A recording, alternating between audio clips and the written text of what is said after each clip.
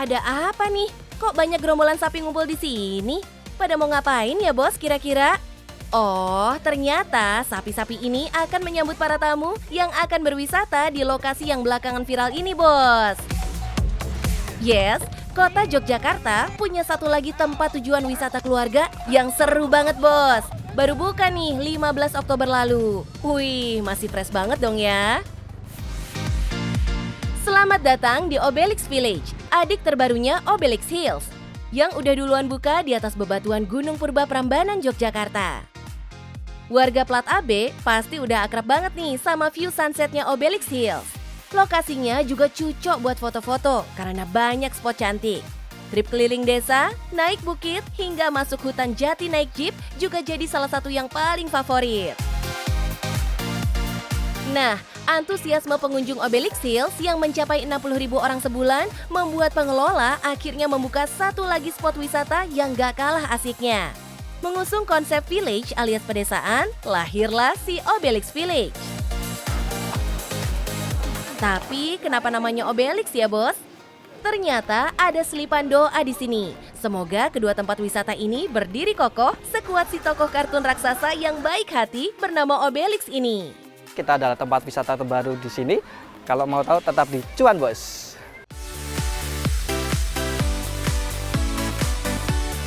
Wah, menghabiskan family time bersama keluarga di sini pasti asik banget. Bisa ajak buah hati liburan sekaligus belajar. Yang pengen naik gerobak sapi, monggo. Siapkan Rp75.000 saja. Tenang, naiknya gantian ya. Ada 6 gerobak sapi yang tersedia di sini. Sekali jalan antara sekitar 6 orang bisa diangkut sekaligus. Uniknya, sang kusir pedati biasa disapa bajingan. Bukan orang jahat musuh masyarakat ya bos. Bajingan di sini adalah singkatan dari Bagusing Jiwo Angen-angen Ning Pangeran. Wih, dalam nih artinya. Yaitu indahnya jiwa berasal dari pikiran yang selalu bermuara pada Tuhan. Cakep! Sang kusir juga mengenakan busana tradisional Jawa. Nah, aktivitas gerobak sapi ini juga melibatkan penduduk sekitar dengan cara bagi hasil bos. Jadi yang dapat cuan merata ya, nggak cuma pengelola, tapi juga warga. Keren! Puas jalan-jalan naik sapi? Yuk kita sambangi wahana lainnya. Oh, di sini ada flower garden, lalu ada juga mini farm, itu buat edukasi. Lalu di sebelahnya ada mini zoo. Lalu ada lagi paling belakang nanti ada river deck, itu buat spot-spot foto juga. Wah, banyak juga nih pilihannya. Tiketnya cuma dengan 20 ribuan pula. Mantap kan bos? Yang ini nih, salah satu yang paling favorit. Anak-anak bisa menunggangi kuda poni. Wih, seru banget ya dek. Jalan-jalan naik kuda poni sejauh sekitar 1 km didampingi pemandu. Jadi dijamin aman bos. Mami papi siapkan Rp50.000 buat tiketnya ya. Kalau pengen yang murah meriah, sini kita kasih makan marmut, kelinci, merpati, dan domba aja. Tiketnya cuma 5 ribuan. Asyik kan? Nggak bikin kantong memble bos. Anak-anak juga bisa belajar berinteraksi dengan reptilia, seperti kura-kura, bahkan biawak. Waduh, sangar juga nih. Tapi tenang bos, biawaknya jinak, sudah diberi tali dan petugas selalu siap siaga menjaga. Bermain bersama reptil ini bisa mengasah keberanian anak bos, makanya peminatnya banyak juga. Yuk mari, giliran pecinta burung nih yang akan dimanjakan di tengah kandang burung besar yang menjadi rumah bagi burung-burung makau. Gak cuma cantik, burung bongsor ini juga terlatih berpose. Wah, cocok nih buat foto bareng. Wah, pulang liburan di sini, pengetahuan dan pengalaman anak pasti bertambah. Apalagi mereka belajar dengan gembira bersama sekitar 200-an ekor satwa. Tapi semua satwa ini dijamin sehat kan ya mas? Kita untuk hewan-hewan, 2 bulan sekali kita melakukan vaksinasi. Wah, aman bos. Hewan-hewan di sini juga rajin mandi bos. Nggak kalah sama kita. Udah puas main bareng satwa? Yuk kita ke Secret River Deck-nya. Penghobi selfie wajib kesini. Pemandangan sungai denggungnya syahdu banget buat foto. Bos, main air yuk. sekalian terapi ikan. Wah, lucu nih. Pengunjung tinggal memasukkan kaki dan ikan-ikan akan langsung berkumpul. Rasanya geli-geli gimana gitu, Bos? Gimana, Bos? Udah capek keliling? Istirahat yuk. Kafe di sini ciamik loh. Es krim Jepangnya juara. Bentuknya mirip es serut ya. Ada rasa stroberi, mangga, dan matcha yang paling disuka, Bos. Harganya mulai dari 25.000 aja. Yang pengen belanja oleh-oleh, di sini juga tersedia lengkap, Bos. Mulai dari tas sampai bakpia khas Jogja, semua ada. Hebat ya, padahal dulunya Obelix Village ini cuma restoran loh, Bos. Prosesnya pasti panjang dong ya, nggak tiba-tiba jadi sebesar ini. Lahan dibeli dari warga sekitar dan lapangan kerja baru pun terbuka. Warga pun ikut senang deh. Mas, sejak dibuka barusan, udah berapa orang yang datang, Mas? Rata-rata hariannya kita kalau weekday dari 300 sampai 700. Tapi kalau untuk weekend dari sekitar 2.000 sampai 3.000. Kita mulai hitung cuannya yuk, Bos. Let's say kita ambil data akhir pekan ya, Bos. Kalau masing-masing weekend ada 2.000 orang datang dan membayar tiket Rp25.000, artinya penghasilan sebulan bisa mencapai 400 juta rupiah, Bos. Ini baru dari tiket akhir pekan loh ya. Belum termasuk tiket hari kerja, wahana hingga kafenya. Mantap nggak tuh? Cuannya benar-benar bikin ceria ya, Bos. Seceria wahana wisata keluarga ini. Halo Bos, sudah lihat kan semua yang ada di dalam Obelix Village? Ajak semua keluarganya ke sini ya. Yang penting cuan, Bos.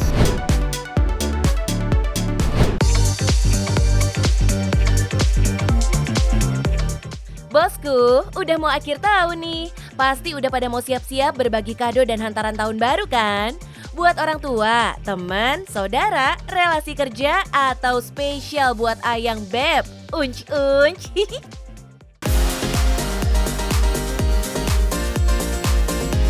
Nah, duduk manis deh. Kita mau kasih rekomendasi hampers alias hantaran unik yang namanya nocake.id. Sesuai namanya, di sini nggak ada sepotong cake pun yang terlibat, Bos. Semua jenis pilihannya rasanya gurih. Cocok kan kalau kita nggak doyan yang manis-manis atau pengen hadiah kita tampil beda. Yuklah, kita kenalan dulu sama ownernya. Sekalian kita minta doi cerita gimana caranya bisnis unik ini bisa mendatangkan cuan yang gurih juga, Bos. Yuk ikutin keseruan dari bisnis saya hanya di Cuan Bos.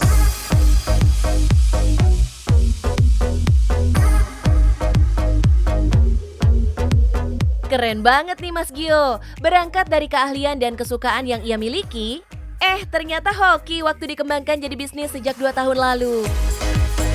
Pria 28 tahun ini pun sukses jadi pengusaha di usia yang terbilang masih muda, Bos. Kuncinya sederhana, Bos. Gio tidak pantang menyia-nyiakan apa yang dia miliki. Manfaatkan semaksimal mungkin, maka peluang akan datang. Contohnya nih, nocake.id dibangun bermodal kreativitas dan mie instan. Iya, mie instan yang selalu ada di dapur kita itu, Bos. Dengan kreativitas yang ciamik, si mie nggak cuma nangkring di mangkok, tapi berubah jadi megah seperti ini.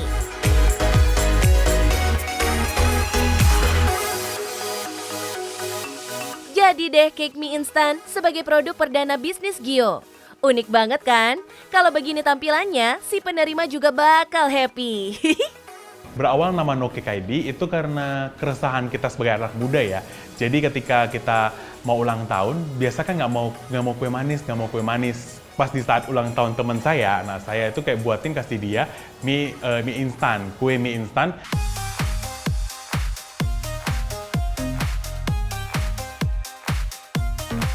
Nah, buat yang pengen seger-seger, ada juga kok hampers minuman. Tapi bukan minuman biasa, Bos. Minuman ini dikemas unik banget, mirip botol vaksin COVID-19. Unik banget deh pokoknya. Nah, ini dia bintang utamanya, bakso dandang. Hampers ini akan datang lengkap sedandang-dandangnya, Bos. Jadi si penerima mah tinggal cemplang-cemplung, terus panasin deh itu dandang di atas kompor.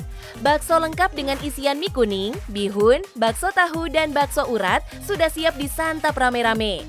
Dijamin seru, unik, dan kenyang. Gimana enggak? Lawang baksonya aja sedandang. Pas saat COVID, jadi kita tuh pengen, kan kita nggak bisa ya beli bakso, kayak takut lah dengan abangnya dan kawan-kawan. Akhirnya kita terinspirasi untuk membawa experience menjadi tukang bakso dan experience makan bakso langsung dari dandangnya untuk ke rumah. Nah itu kenapa jadi kayak biar teman-teman dan keluarga yang mungkin lagi isoman ataupun lagi karantina jadi bisa ngerasain makan bakso lagi langsung dari dandangnya.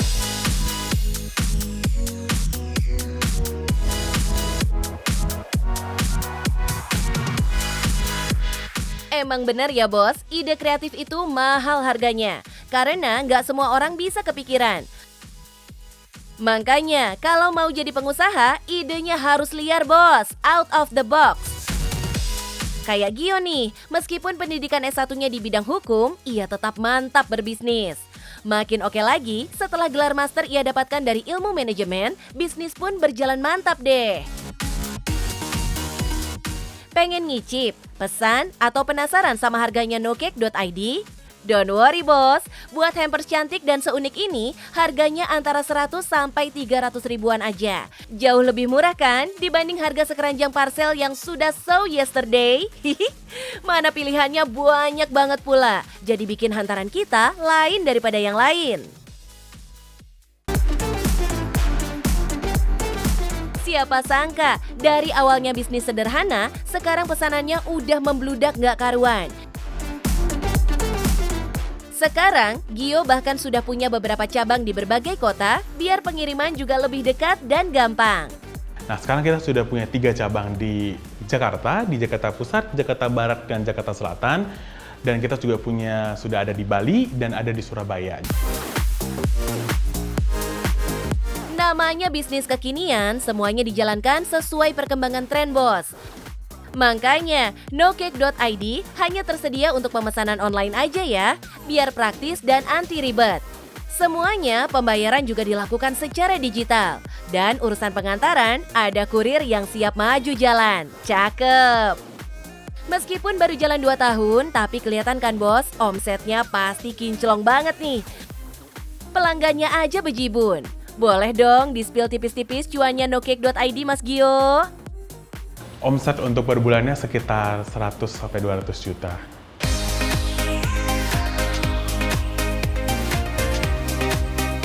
Alamak, sampai merinding nih bos dengernya. Tuh, nggak perlu nunggu tua buat sukses bos.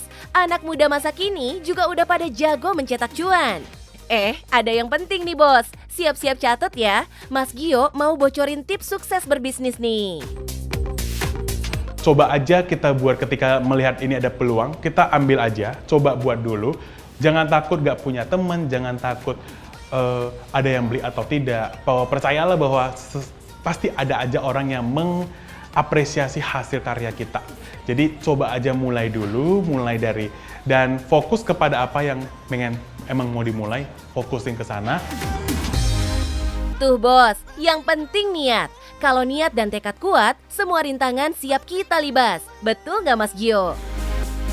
Jadi, mumpung lagi weekend nih, mulai dipikir-pikir deh bisnis apa yang cakep buat dibuka. Kuy, kita mulai dari sekarang, biar bisa cuan bareng-bareng bos. Halo bos, gimana tertarik dengan bisnis unik seperti saya? Ayo kita mulai aja dulu. Jeli melihat peluang dan yang paling penting adalah cuan bos.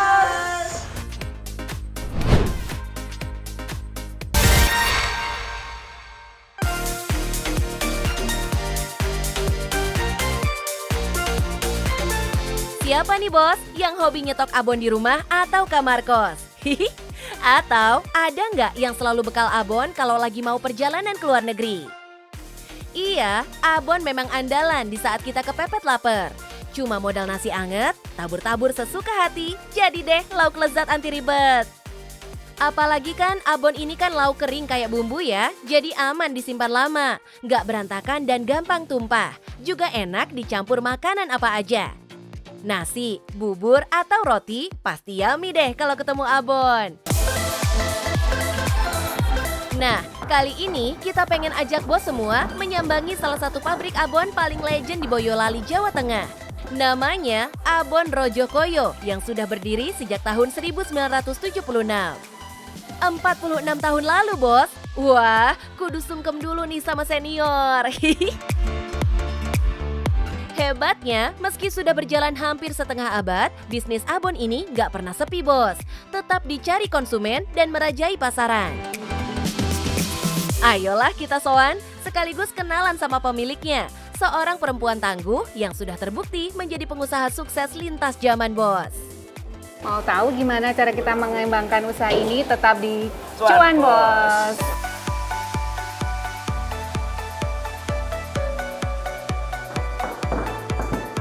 Wah, belum apa-apa rasanya udah salut duluan nih, bos. Gimana enggak? Di tangan kedua perempuan beda generasi inilah Abon Rojokoyo tetap jadi kesayangan pelanggan. Bu Ngatmi pun gak pelit berbagi ilmu. Begitu juga Mbak Nisa yang akan meneruskan bisnis sang ibu. Dulu banget, Bu Ngatmi dan sang suami mengawali usaha dengan berjualan tembakau. Lalu perjumpaan dengan seorang pengusaha abon di masa itu membuat mereka memutuskan bekerja sama. Sayangnya bisnis kongsi ini gagal total karena sang partner kurang lihai mengelola bisnisnya. Di saat usaha abon ini nyaris bangkrut, Bu Ngatmi pun sigap mengambil alih dan dibantu beberapa orang tetangganya. Perlahan usaha ini mulai bangkit. Bu Ngatmi pun menjamin cita rasa otentik dalam abon buatannya gak berubah sejak 46 tahun lalu, bos. Bos, ini loh Abon Rojokoyo, memakai bahan pilihan resep racikan ibuku loh. Penasaran? Cobain ya. Abon cantik dengan serat panjang ini didapat dari proses tradisional. Tungku bakar tetap digunakan sampai sekarang karena panasnya lebih cepat dan merata. Daging sapi yang digunakan hanyalah daging sapi jantan. Sehari bisa habis sampai 35 kg daging. Semua daging harus direbus dulu dalam racikan bumbu dan rempah-rempah selama 4-5 jam. Sehingga semua kelezatan meresap dalam serat-serat dagingnya. Aromanya gurih banget, bos. Nah, setelah daging matang, baru deh dicincang sekalian seleksi nih, bos. Hanya daging terbaik yang bisa dijadikan abon, sedangkan semua lemaknya dibuang. Bye lemak-lemak jahat. Setelah itu, daging cincang dicampur dengan adonan kacang. Kacangnya spesial, bos, jenis koro pedang. Selain rasanya gurih banget, adonan kacang bertugas untuk merekatkan bumbu dan dagingnya. Setelah kacang dan daging tercampur, diamkan dulu semalaman, baru kemudian digoreng. Aromanya, bos, bikin lapar. Dalam sehari dibutuhkan 17 liter minyak kelapa, bos. Iya, minyak kelapa, bukan minyak sawit yang banyak di pasaran. Makanya rasa dan aromanya khas banget. Rasanya lebih gurih dan daging cepat kering crispy. Tapi gimana ya kalau harga-harga bahan ini semuanya pada naik? Lah itu kendala kita. Kadang bahan-bahan udah kita polanya naik, tapi pasar belum mau naik. Ya kita naikin pelan-pelan gitu, Mbak. Itu dia, bos. Kudu bijak menentukan harga biar konsumen gak lari, tapi kualitas juga tetap terjaga. Yuk, kita lanjut lagi masak abonnya, bos. Nah, setelah digoreng kering, abon ditiriskan dalam mesin spinner agar tidak ada minyak yang tersisa. Kalau sudah tiris sempurna, baru deh abon dipukul-pukul biar semua gumpalan dagingnya terpisah. Wah, mukulnya tetap harus pakai kasih sayang ya, jangan pakai emosi. Panjang banget ya prosesnya. Tapi lihat nih hasilnya, abonnya berserat dan halus banget. Siap di packing deh. Nah, konsumen bebas memilih 9 level kualitas abon di sini, bos. Mulai dari grade A yang paling murni abonnya, sampai grade terendah yang pakai lebih banyak campuran. Harganya udah jelas beda ya. Grade terendah dihargai 55 ribuan, sedangkan grade A dijual seharga Rp240.000. Tapi rasanya sama-sama enak, bos. Sejak tahun 2014, Rojokoyo juga bikin abon ayam, bos. Harganya lebih terjangkau, 170 ribuan aja. Cara pemasarannya juga masih pakai cara lama bos, yaitu menawarkan produk langsung ke pasar-pasar tradisional. Cara ini dulu dirintis oleh suami Bung Atmi. Jadi nggak heran, sampai sekarang angka penjualan tertinggi masih dipegang oleh jualan offline bos. Di outlet Mungil ini, konsumen bisa mencicipi dan membandingkan aneka jenis abon. Terus dibeli deh yang sesuai kantong dan selera. Dalam sehari bisa habis sampai 90 kg abon loh. Oh iya, kemasan juga kudu dibikin dengan logo dan warna menarik bos. Logonya bergambar sapi berwarna kuning. Gampang banget diingat ya. Tapi namanya bisnis ada aja cobaannya ya. Dulu Bung Atmi pernah ditelikung karyawannya sendiri. Ia membuat abon palsu dengan mendompleng merek Rojokoyo. Palsu abonnya sama tiketnya. Ternyata setelah sidang sampai beberapa kali ya dinyatakan menang. Pesan Bung Atmi pada para penerusnya cuma satu bos, berbisnislah secara jujur. Udah itu aja, biar usahanya selalu berkah dan lancar. Buktinya nih bos, ketika pandemi membuat hampir semua pasar tutup, Rojokoyo tetap saja kebanjiran order dan berbagai acara bantuan sosial. Karena abon tahan lama, jadi cocok dijadikan stok bantuan pangan buat masyarakat. Jadi, berapa nih omset bisnis abon legendaris ini, Bu? 100 sampai 200 juta. Wih, mantap tenan. Apalagi nih, sebagai pengelola generasi kedua, Mbak Nisa udah siap-siap meluncurkan abon Rojokoyo ke pasar online. Cuannya pasti bakal makin berkembang nih, karena pembeli bisa datang dari mana saja dan memesan kapan saja. Keren, Mbak. Bos, sudah tahu kan gimana cara saya sama Ibu mempertahankan usaha ini? Saya minta jadi pengusaha itu yang jujur dan mau tanggung risikonya. Yang pasti Cuan, Bos.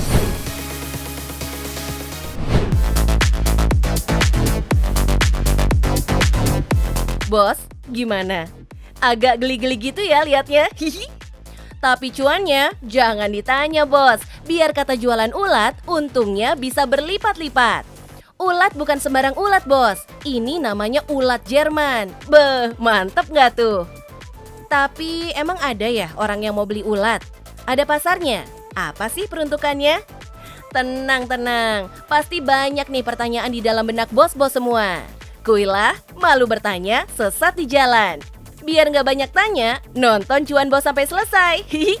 Kenalin nih bos, juragan ulat Jerman dari Kabupaten Sukabumi, Jawa Barat. Halo bos, nama saya Ruli Hidayatullah. Untuk memulai usaha, kita harus jeli melihat peluang. Lakukan dengan hal yang kecil, maka nanti akan berkembang dengan sendirinya. Pernah kerja sebagai karyawan swasta, nyatanya nggak bikin Kang Ruli puas. Akhirnya, ia memutuskan resign dan mencari ide bagaimana cara menghasilkan cuan dari rumah. Berbekal sharing dan pengalaman dari teman, hanya butuh sepekan, akhirnya Bos Ruli diperkenalkan tentang konsep budidaya ulat Jerman, Bos. Singkat cerita, Ruli tertarik dan mencoba peruntungan di bidang ini. Jadi ceritanya itu dulu tuh saya pelihara burung. Suatu hari, ulat itu susah dicari di sini, di Sukabumi. Akhirnya burung-burung saya itu mati semua. Karena nggak ada ulat tuh waktu itu, kenapa saya nggak ternak aja gitu. Akhirnya saya pelajari dulu tuh selama 1 minggu. Berikut saya riset ulat itu ada berapa jenis sih gitu. Kemudian cara perawatannya bagaimana, marketnya seperti apa gitu. Nah akhirnya saya putusin tuh buat diternak ulat Jerman ini. Satu hal yang paling saya tertarik karena modalnya itu cukup sekali. Dapat ya bos poin pertama, ulat ini buat dijadikan makanan. Salah satunya ya burung. Ulat Jerman adalah jenis ulat yang banyak digunakan sebagai pakan. Hewan ternak seperti ikan hias dan unggas yang mengonsumsi ulat Jerman kualitasnya bisa meningkat. Jadi percayalah kalau pasarnya sangat besar sekali. Yakin dengan prospek ternak ulat Jerman, modal awal yang digelontorkan Kang Ruli sebenarnya relatif gak gede-gede amat kok, yaitu sekitar Rp2.200.000. Bulan kelima ternak berjalan, Kang Ruli langsung balik modal dengan hasil panen mencapai 50 kg ulat Jerman, bos. Ekspansi pun dilakukan dengan menambah jumlah box sebagai tempat budidaya ulat Jerman. Saat ini, budidaya yang dibangun Kang Ruli sudah mencapai ribuan box, Bos. Mantap! Nah, dulu itu saya mulai itu dari 12 box, kemudian 1000 indukan. Kemudian minggu selanjutnya saya bikin lagi 12 box lagi, begitupun minggu-minggu seterusnya. Dalam menjalankan usaha, Akang Ruli sangat menjaga kualitas ulat Jerman yang dihasilkan, tentunya dengan sejumlah metode. Proses pertama yang dilakukan yaitu pembibitan. Untuk kegiatan ini, Ruli memanfaatkan serbuk gergaji kayu atau tore sebagai wadah untuk indukan ulat Jerman bertelur, Bos. Penggunaan serbuk gergaji kayu atau polar dianggap lebih ekonomis dan cukup mudah didapatkan. Perubahan ulat Jerman menjadi indukan dimulai dari umur sekitar 6 bulan. Ciri khas indukan ulat Jerman memiliki warna hitam pekat dengan diameter 1 sampai dengan 2 cm. Dalam pembibitan, faktor genetik sangat menentukan, Bos. Makin bagus indukan yang dipilih, makin bagus anakan yang dihasilkan. Itu kenapa dalam proses ini tahap penyortiran harus sangat diperhatikan. Nggak boleh geli-geli, anggap aja lagi megang duit. Kira-kira kalau untuk ternak ini suhu ruangan berpengaruh nggak sih, Bos? Nah, untuk ulat Jerman sendiri itu suhu yang paling baik rata-rata itu di antara 26 sampai 29 derajat Celcius. Itu suhu normalnya. Kalau misalkan kepanasan dia harus banyak minum. Kita akan lebih susah mengkontrol untuk minumnya sendiri, itu lebih susah. Bos, untuk indukan ulat Jerman ini memiliki produktivitas yang cukup tinggi dengan mencapai 250 telur setiap minggunya. Sedangkan untuk usia, indukan mampu bertahan selama 1 tahun lebih. Ulat Jerman yang sudah memasuki usia 1 minggu sudah bisa diberi makan ya, biasanya berupa kombinasi sayuran, Bos. Salah satunya pemilihan labu siam yang sekaligus dimanfaatkan sebagai minuman si ulat Jerman. Bos, proses panen ulat Jerman ini dihitung selama 3 bulan, dalam kurun waktu panen 10 hari sekali.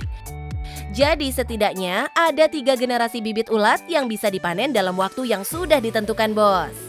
Untuk pemanenan sendiri cukup sederhana. Ambil box ulat Jerman yang sudah memasuki usia 3 bulan, kemudian ayak untuk memisahkan ulat dengan serbuk gergaji kayu, Bos. Lakukan sampai bersih. Timbang ulat Jerman, kemudian masukkan kembali ke dalam box. Hasil ternak ulat Jerman siap untuk dijemput pengepul. Bos, kalau dalam kisaran 3 bulan saja proses panen bisa dilakukan beberapa kali. Kira-kira total ada berapa kilogram ulat Jerman ya? Setelah masuk usia 3 bulan, kita bisa panen 10 hari sekali panennya. Berarti dalam 1 bulan kita bisa panen sekitar 3 kali. Dengan perkiraan panen itu antara 50 sampai 150 kg. Kalau dirata-ratakan ya sekitar 100 kg per 1 kali panen. Dengan harga Rp30.000 per kilonya. Cuan, Bos, legit parah ini sih namanya. Dalam sekali panen selama 3 bulan bisa menghasilkan total 900 kg. Kemudian dikali Rp30.000 per kilo. So, total omset Kang Ruli untuk budidaya ternak ulat Jerman ini dalam 3 bulan mencapai Rp27 juta, Bos. Gokil! Ada tips nih, Bos, dari Ruli buat kalian yang tertarik dengan usaha yang satu ini. Pertama itu yang jelas kita mulai dari belajar dulu ya. Kita pahami dulu bagaimana cara perawatan, kemudian yang lebih penting juga ada marketnya seperti apa. Jadi jangan sampai kita itu di awal kita ternak, kita nggak tahu mau jual kemana kan gitu. Yang kedua baru kita mulai beternak dengan kapasitas kita sendiri. Bos, karena lebih mengutamakan kualitas untuk memasarkan hasil ternaknya, Bos Ruli nggak butuh effort yang ekstra. Cukup dari mulut ke mulut. Pembeli pun akan datang dengan sendirinya. Semangat terus, Bos! Hal yang kecil, bila kita mulai dengan niat yang besar, maka hasilnya akan baik. Karena proses tidak akan pernah mengkhianati hasil. Saksikan terus Cuan Bos hanya di Trans 7.